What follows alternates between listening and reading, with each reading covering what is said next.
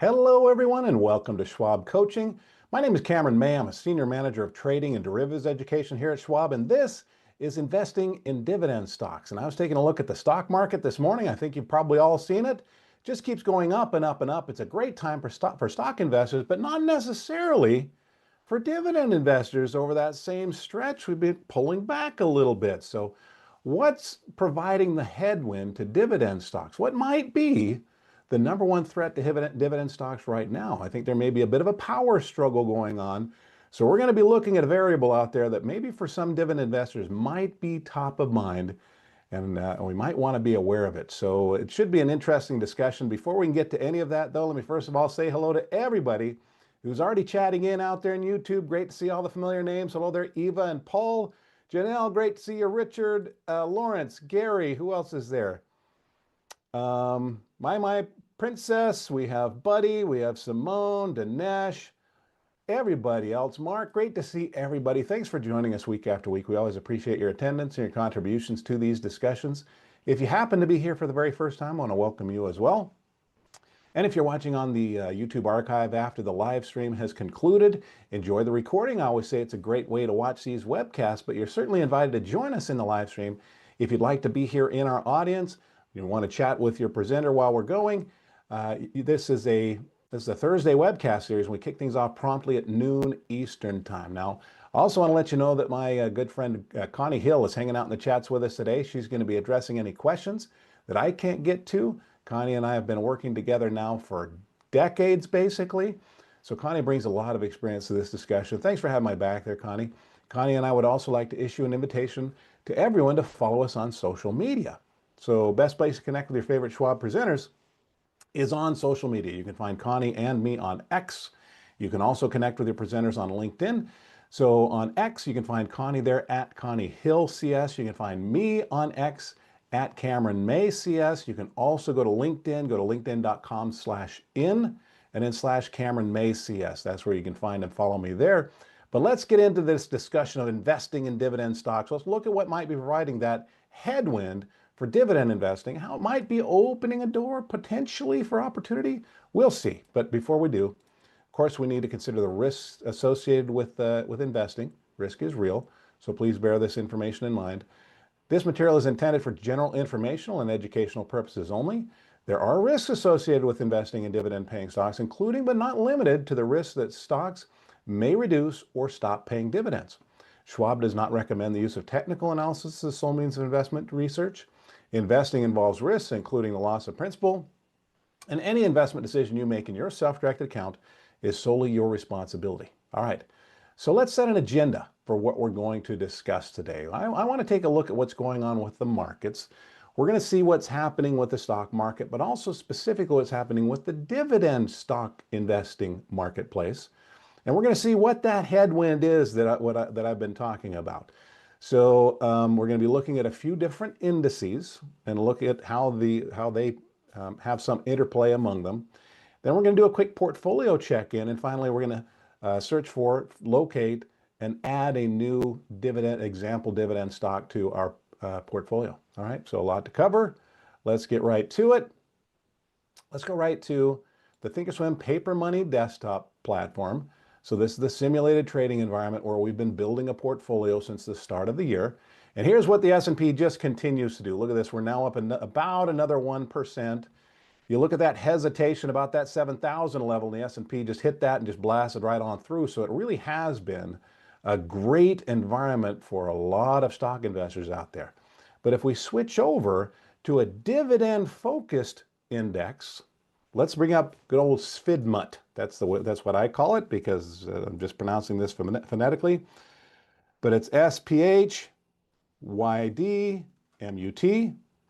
This is a total return index, meaning price plus dividends for the dividend monarchs. So if you're not familiar with the dividend monarchs, these are companies that not only have been paying dividends over the last 50 years, but have been increasing those dividends on an annual basis every year for the last 50 years.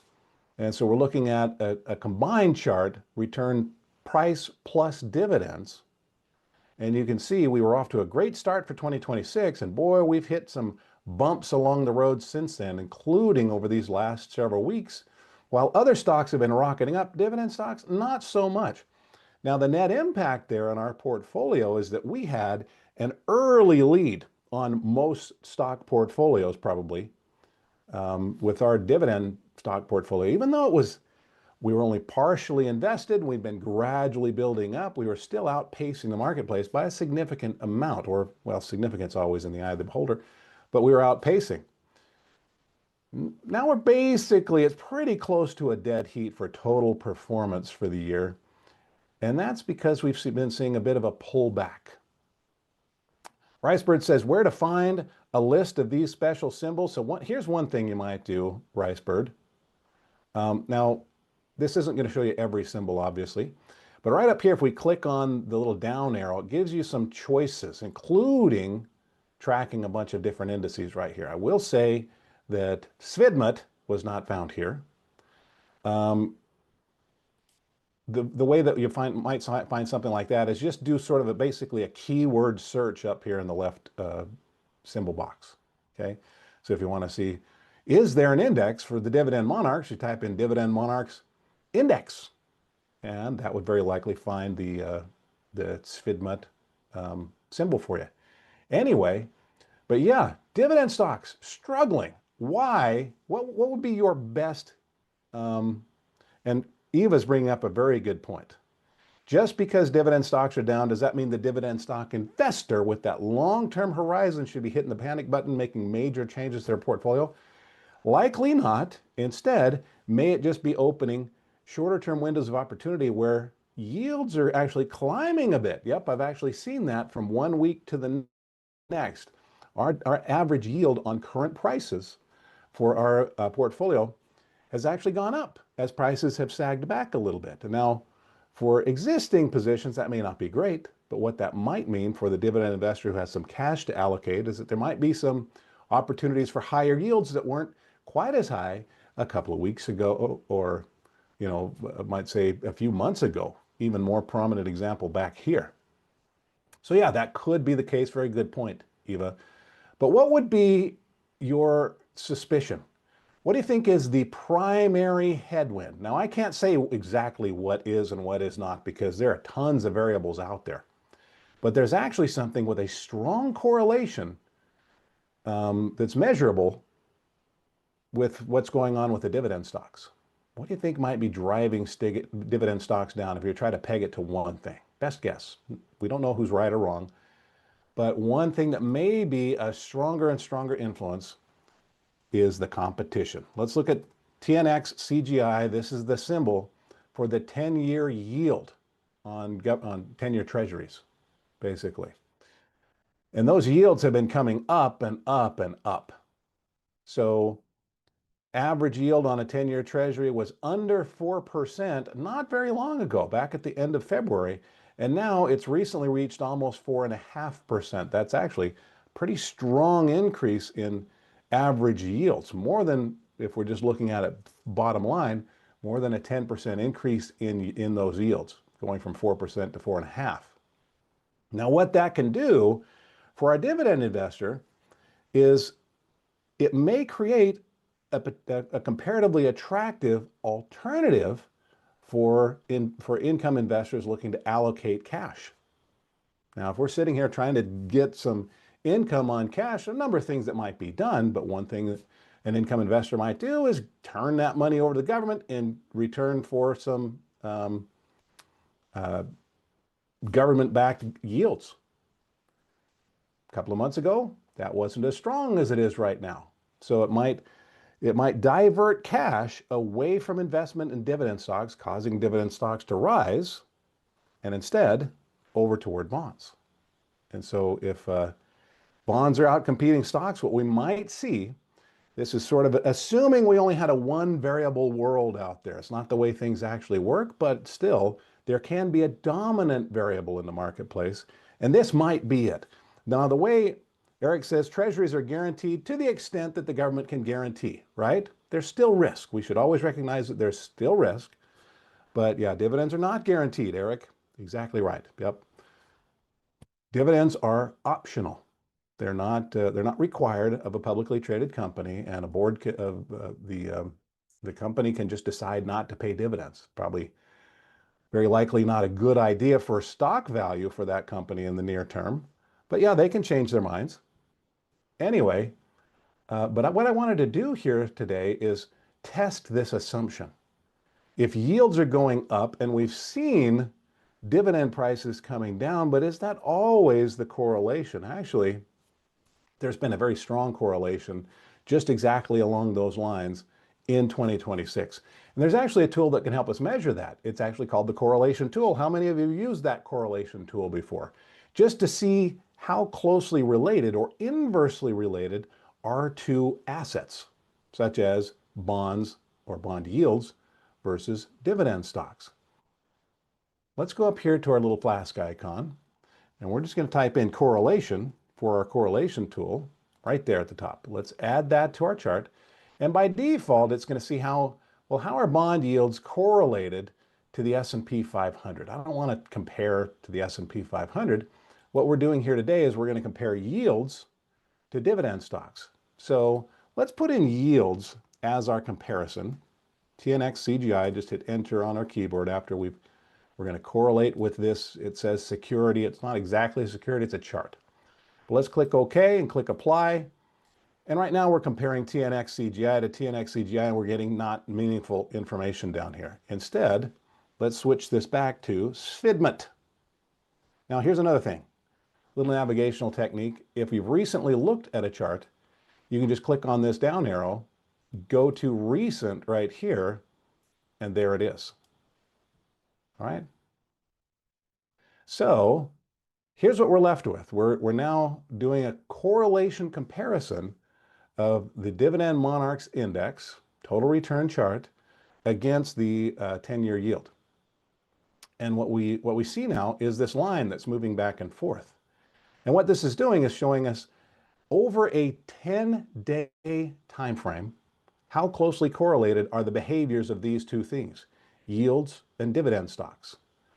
And the what we call this over here, anyway, the y-axis, the range for this indicator goes from 0, which means just essentially no real measurable correlation, up to a 1-to-1 correlation. So it goes all the way up to 1, meaning that these two things are positively correlated.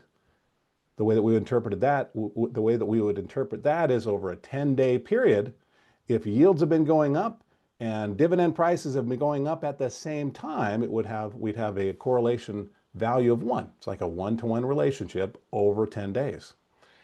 If we have a negative correlation, we'll get negative numbers below 0. And what we may notice is that really, especially since February, let me just highlight this, that correlation has been consistently inverse. It's been consistently below 0. So whatever yields do, dividend stocks have done the opposite. Very strong correlation without really exception over a 10-day, any given 10-day time frame for the last several months. So investors may be keeping a keen eye on yields. Why are yields so important right now? What's so different about times in the past when there hasn't been a strong correlation or as strong of a correlation? What I will say is this is actually more normal than not. All right? Having this inverse correlation, it kind of makes sense intuitively. And yes, over the longer term, that tends to bear out. So if we were to switch this to a longer term time frame, for example, if I bring up like a 5-year daily chart, what we'll see is, let me just draw one more rectangle. Let's go to the 0 line. And you'll notice that most of the time, over a 10-day period, there's certainly more time that we spend in inverse correlation territory than positively correlated. There are short-term departures, but most of the time in inverse correlation. And really right now you can see how persistent that has been. So what has changed over the last 3 months? Guys, what has the Fed been doing or expected to do with interest rates for pretty much the last couple of years? We've either been actively cutting rates or there's been an expectation, a general expectation that at least maybe there's a rate cut coming. But I got a question for you. Which seems to be more likely for the rest of 2026 right now? A rate cut or a rate increase? What do you think? I think we've kind of gotten used to being in an environment where there's an expectation of a rate cut. But of course, according to most who are looking at that variable very closely, there's been an increase in the likelihood of a rate increase and a pretty significant shift downward in the likelihood of a rate cut. There's not much of an expectation by a lot of investors out there for a rate cut anymore. If anything, it seems that the scales have tilted quite a bit toward a rate increase. Yeah. So what's been happening, if investors are constantly looking maybe 6 months, a year further down the line to make decisions now, they're no longer expecting a rate cut, they're expecting a rate increase. We're seeing that reflected in higher yields and maybe by extrapolation, lower dividend stock prices. Yeah. James actually says flat. Actually, flat is probably the most likely scenario through the rest of 2026. Obviously, the Fed's going to do what the Fed's going to do, but it probably goes in order of likelihood, no change, increase, and then maybe a distant third, rate cut. But time will tell. We don't know. We'll see. All right, but that is a different environment that dividend investors are working in. So does that mean that dividend investing is off the table right now? Or could it be, as Eva proposed, has there been a short-term window potentially of opportunity to find higher yields because prices have come down? That may be the case. Today, we're going to be adding to our example paper money portfolio, but I just wanted to provide that sort of market backdrop. Obviously, we can't guarantee exactly what dividend stock prices are going to do, what yields are going to do, what the Fed is going to do with rates. But let's switch this back to a 1-year chart. Oh, I already did. Got ahead of myself. Let me remove these drawings. I'm going to right-click and just clear this drawing set. And let's take off that study. Hopefully that study was helpful to somebody. Oh, by the way, actually, let me cancel that. Let's leave this study on here. Some of you might have thought, well, how does this relationship bear out if we extend the time frame beyond, just what has been the relationship between these two variables over just 10 days? Isn't that really short term? Well, we can customize that study if we want to. We could, here's our correlation of the dividend stock performance against the 10-year yield over a 10-day cycle. What if we extend that? What if we double that? Let's change the length of this indicator to 20 days. Click OK, click Apply. Yep, that correlation is now even more pronounced. So there can be short-term departures where really we'd see yields do one thing and maybe the stocks react and maybe they don't. But if we extend that time frame out even further, there's been an even stronger correlation over those longer time frames.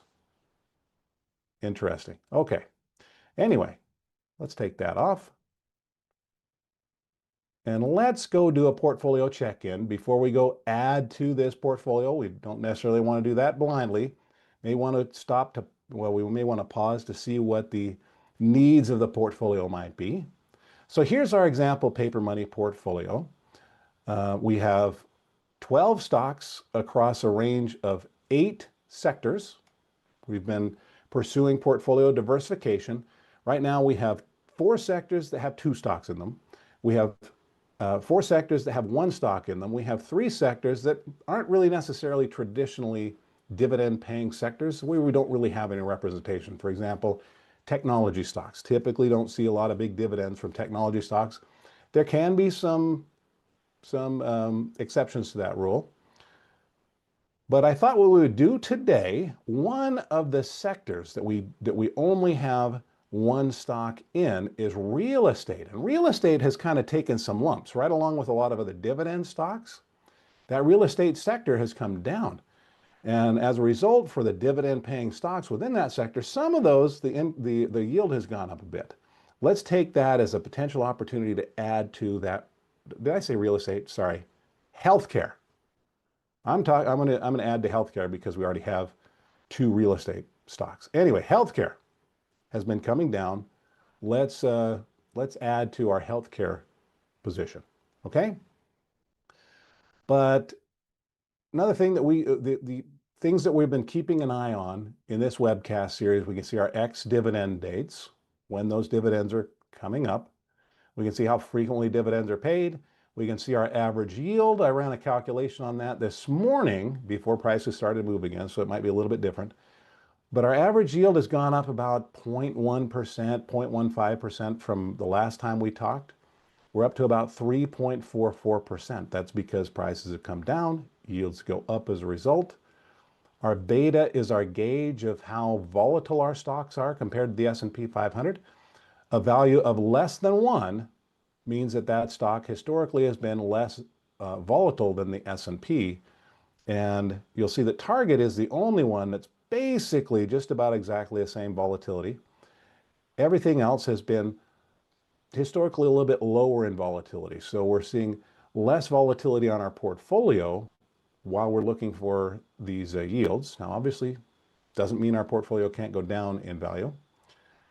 We look at our dividend payout ratio, which is how much is a company committing to dividends from their cash flow, basically.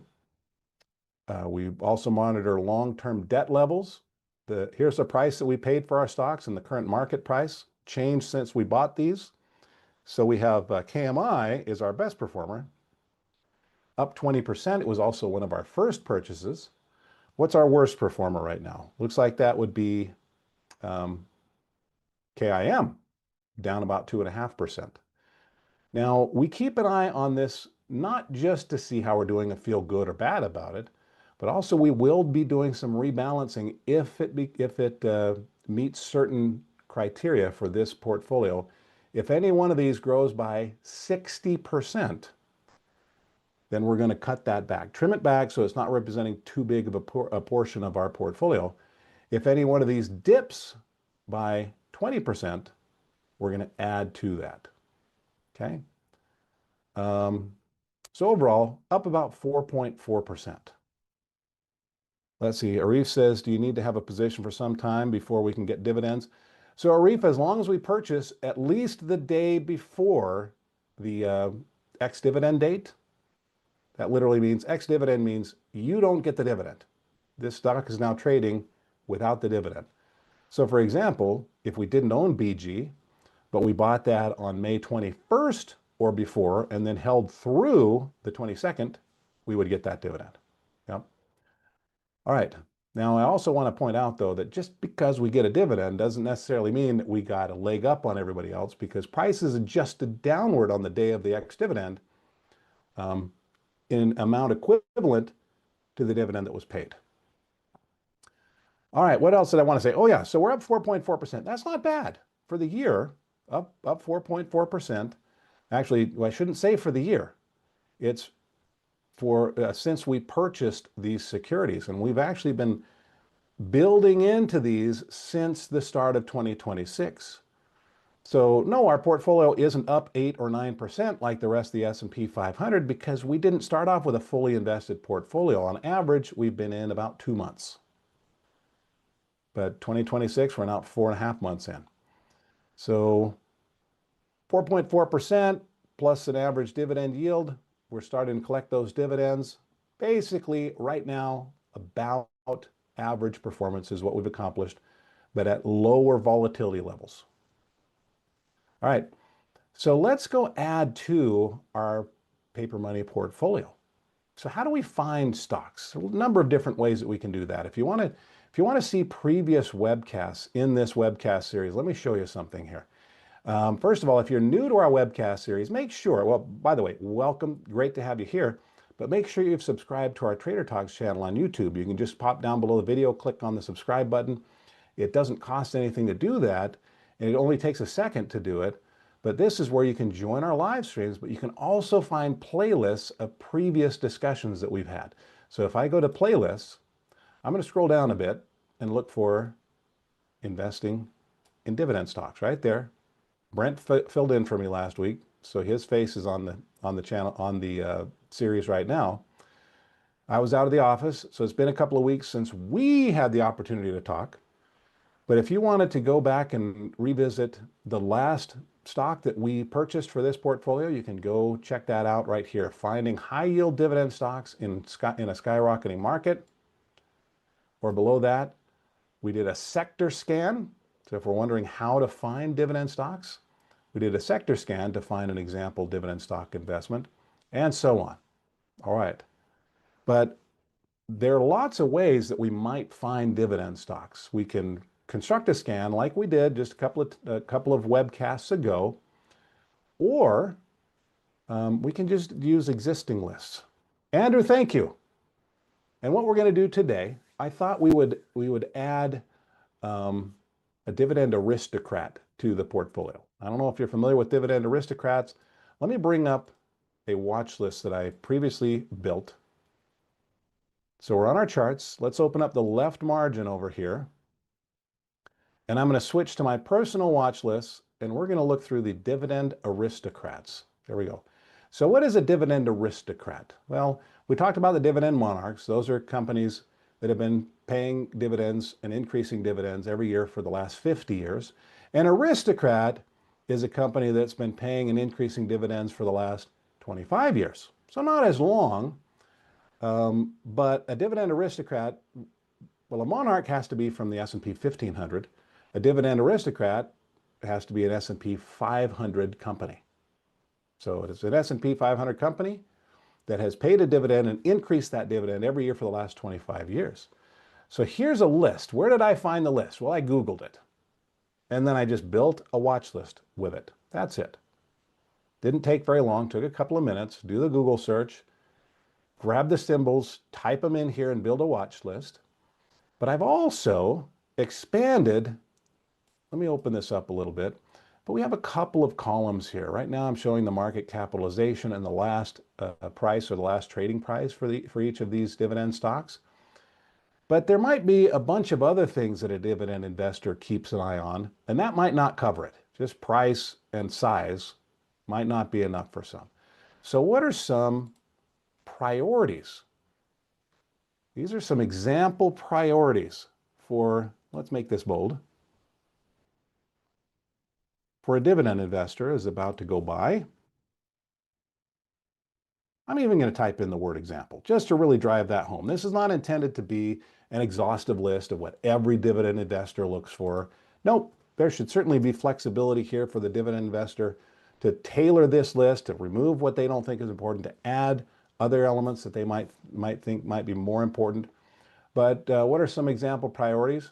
Well, for this webcast series, of course, yield is a priority.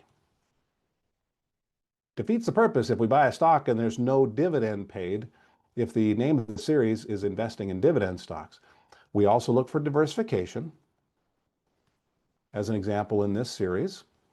And the way that we accomplish that is we have an example paper money portfolio of $200,000. And what we've been doing is allocating 5% of that portfolio, or $10,000, to each investment we make. That'll allow us up to 20 stocks in the portfolio. And we're spreading those across a range of different sectors. So if we have one sector that's struggling, another might be outperforming. And all along the way, trying to collect dividends. We also do emphasize consistency, meaning, do they consistently pay a dividend or do they not? So dividend aristocrats might accomplish that. These are companies that have at least been paying for 25 years. A dividend can actually be cut. It can be reduced at any time, but the longer the time frame the company's been paying and accelerating dividends, that might be giving us a greater insight into the management priorities of the executive crew at that company. Not a guarantee, though. We also emphasize debt. If a company is carrying a ton of debt and they have to make a decision, do I pay my creditors, my obligations, Or do I pay my shareholders this optional dividend? Yeah, they might cut that dividend. So higher loads of debt might be a risk. Let me spell volatility correctly here. But volatility, you've seen, we use beta as a gauge of how volatile a stock has been. And for some dividend investors, they prefer not to have a stock that's chopping all over, going through this roller coaster ride while they're just waiting for the next dividend to be paid. So we tend to, in this portfolio, look for lower volatility stocks. Number 6 is performance. Isn't dividend performance? Not necessarily. If we're collecting a dividend, let's say we're collecting a $1 dividend over the course of the year and the stock loses $3 in value, how'd that year go? We need the net performance to be strong over a long period of time as an example for this portfolio. Okay, now finally, for some, they emphasize what's called the payment schedule. In other words, when they're looking at buying dividend stocks, they may emphasize that the dividends are being paid at different times throughout the year so that we're getting a consistent dividend, or as consistent as possible, and income spread out throughout the year. So maybe they want some stocks that are paying their dividends in January and every 3 months after that. Some stocks that are paying their dividends in February and every 3 months after that. Some stocks that are paying in March and every 3 months after that. So we have this spread out. Not everybody does it that way. Andrew, I can't discuss funds or even the construction of funds. So I'm just going to kind of, in the interest of the rules that I have to play by, sidestep that question. Okay, it's a good question. I just can't address it. Eva says, Cameron, I don't find dividend ladders to be all that useful. She says that's just her. Well, yeah, that's the way some dividend investors feel, because does it really matter if one is, let's say, budgeting? Maybe one's living off their dividend income, and maybe they get $2,000 in January and $1,000 in February. Well, couldn't we just make sure that we save $500 from January and spend it in February? Yeah, it doesn't have a dividend ladder is nice, but I'm going to put an asterisk here because I haven't really been emphasizing it in this webcast series.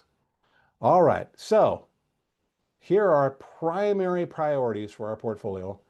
How do we fill those just with a list from our dividend aristocrats? Well, diversification, we're just going to check the sector. Consistency, that's sort of inherent to the fact that we're looking at the aristocrats. Debt we'll keep an eye on, volatility we'll keep an eye on, and performance we're going to look at on a chart. But let's go up here to our dividend aristocrats. And I've built, this is me cheating, before the webcast started, I built this. Ooh, this looks fancy. Let me move this around so your eyes can focus on it. So this is just our dividend aristocrats watch list with the market capitalization displayed right here. The last price, or the current, you might think of this as the current trading price of the stock, right here. But then I have these other columns: yield, sector, ex-dividend date, long-term debt, and beta. How did I get those? Here's how you can do that. Let me just minimize this for just a moment. What we can do is click on this little gear icon here and customize these columns. Here are the existing columns that we already have, and we can look up the new columns. So for example, if we want to add yield, we just type in yield and add it. If we want to look up, I actually have my notes onto the right because I don't always memorize every element of this discussion. But sector, we just look it up and add it. What are our other ones? We have ex-dividend date. There it is. Let's add that. We have finally debt and beta. So let's look up debt. There's our long-term debt to capital. And finally, beta. Just add that.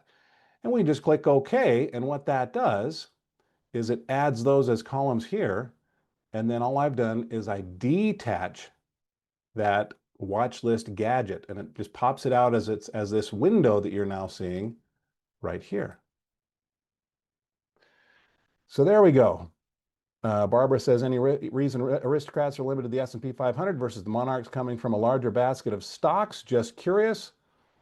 Barbara, I don't know the motivations of the original creators of those lists, maybe just looking for something different. But yeah, anytime we require, we set the bar higher for something to qualify, going from 25 years to 50 years, there aren't going to be as many that are qualified. So maybe if we expand the potential list of candidates going from the S&P 500 to the S&P 1500, that might add a few more, give more opportunity for more choices. That could be the motivation, but I don't know personally that that's exactly why they did it. All right, good question though. So let's look for a stock from our Dividend Aristocrats list. And what some might do is they say, Cameron, shouldn't we just search by yield all the time and just pick the highest yielding stock? Well, actually, AMCR is the highest yielding Dividend Aristocrat right now. And it's in the materials sector. And interestingly, we only have one stock in that materials sector. So that could work. It has a dividend that's coming up in a couple of weeks. Long-term debt it has a long-term debt to capital ratio of 56, meaning that it's long-term debt compared to its total capitalization, meaning what's the value of like common shares and preferred shares and long-term debt, which are all sources of potential capital. What portion of that is coming from the debt in that equation? So 56% in this case, which is not, according to most traditional metrics, not terribly high, but also its beta is at 0.63. So relatively low volatility stock. So why don't we just choose this one? Andrew says, are these recorded to review? Yes, they are, Andrew. Yeah, this webcast series, the sessions within it are recorded and added to our YouTube channel. So I pointed out a little bit earlier, you might have missed it, but you can find this on our YouTube channel. Just go to our Trader Talks Schwab Coaching webcast, go to the playlists, and look for investing in dividend stocks. It's going to be right there. You can just view that full playlist. That's where this is going to be after it goes through a little processing afterward. All right, but back here, what's wrong with AMCR from a dividend investor's perspective? Well, its issue is it's been paying a high dividend, but its stock has been struggling for a long, long time. So if we go to a chart here, let's go to a long-term chart. Let me bring up a 10-year chart, switch this time frame here. Let's go to actually, let's just do it right from our favorites. Let's go to a 10-year weekly, and let's have a look at AMCR. Yep, this is just a traditional stock price chart. And from 10 years ago until today, the stock's value has fallen from 55 bucks to under 40 bucks. We're at 39 right now. Well, but it's also been paying dividends all along the way. So maybe those dividends have made up for that stock depreciation, and maybe we netted a positive return. Well, we can check that. We can come up here to our chart settings, go to the equities tab, and check the box for right here where it says adjust for dividends. This is going to adjust the chart to reflect price plus dividends. Right now, it's only building in what we call a special dividend. If there was ever like a great big dividend paid, that would be reflected. Let's change that to all dividends. And I'm going to click apply and click OK. And that helped out. You notice here we are, 39 bucks. But if you look all the way back here, it's no longer at $55 or whatever it was before.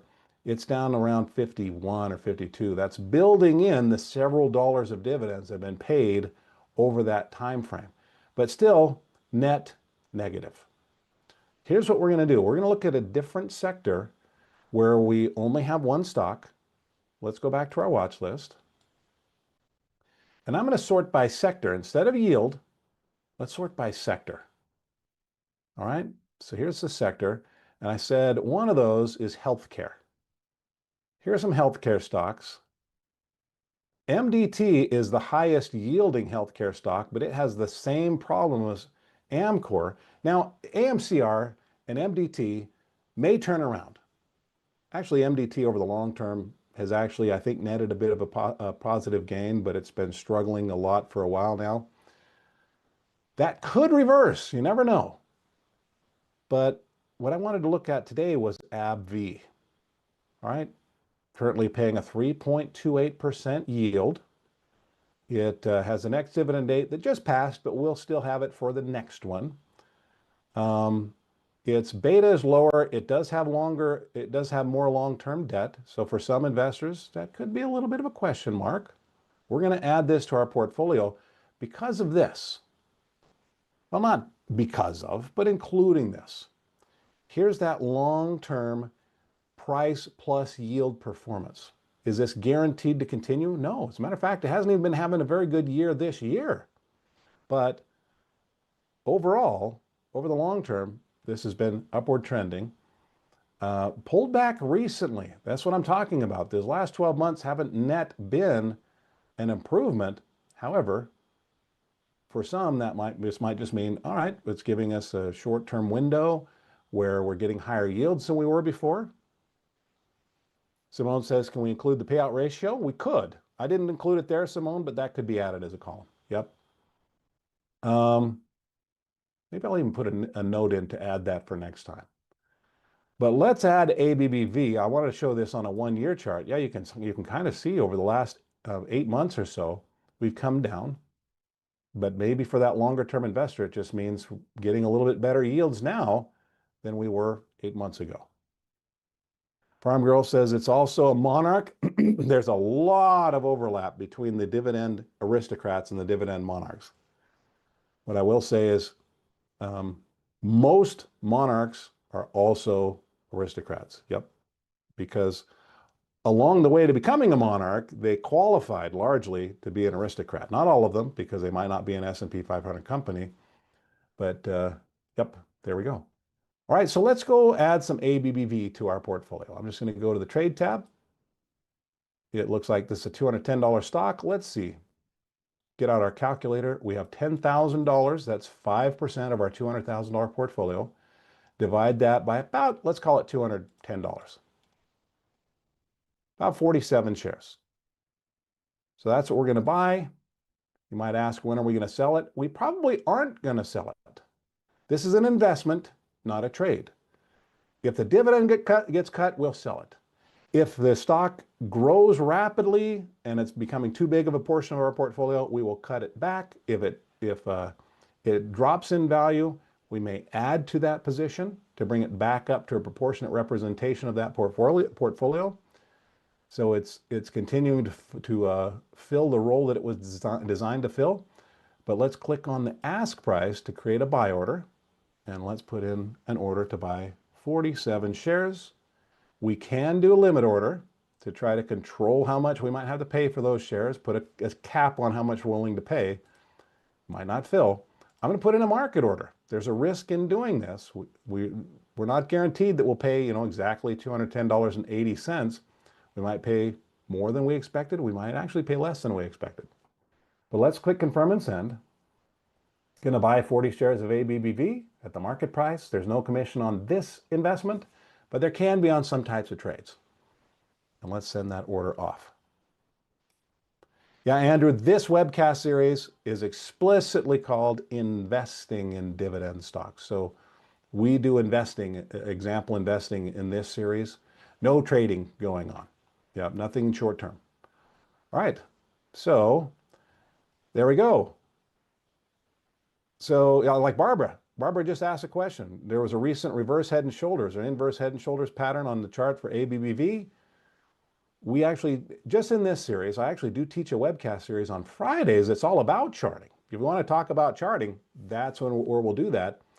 But looking at short-term patterns, looking at like price levels or oscillators on a chart, we don't do that because the emphasis is more on investing, diversification, income. Okay. All right, but guys, we've accomplished what I set out to do today. We've had this discussion about what may be a primary driver of dividend stocks right now. We'll see if that continues. It may not even be exactly the reason why dividend stocks are moving. Nobody knows exactly. But we also took a look at just what's happening in the markets in general. Quick portfolio check. And then we added to our positions here. We're going to follow up in coming weeks. I hope that you'll join me then. But time for me to let you go enjoy the rest of your day. We have lots of webcasts coming up, so go enjoy those. But as you do, just remember, if you're new here, make sure that you've subscribed to our Trader Talks channel. Just pop down below the video, click on the subscribe button. It only takes a second, doesn't cost anything, but that's where you can join our live streams. You can also find our playlist here. Also, follow your favorite Schwab presenters on social media. You can find and follow Connie and me on X. You can find Connie there at Connie Hill CS. You can find and follow me on X at Cameron May CS. Here's what my handle looks like. And if you reply to one of my posts here, I just try to reply right back to you. I do the same thing on LinkedIn. So you just go to linkedin.com/in and then throw on /Cameron May CS. There's that information right up here. But give me a follow here, reply to one of my posts. That allows for communication when the camera's not on. All right, thanks for giving me your time today, guys. I will see you in a future webcast. I'm actually headed to Scotland at the end of this week. I'll be there for 4 weeks, so I'll see you in mid-June. We'll have other coaches filling in for me in the meantime. But thanks for all the thumbs up. That's always appreciated. Nice pat on the back. It also gives me a boost in the YouTube algorithm. Thanks for doing that. Connie, thanks for helping out. Everyone, I will see you in a future webcast. I'll also look for you on X and on LinkedIn. But whenever I see you again, until that moment arrives, I want to wish you the very best of luck. Happy investing. Bye-bye.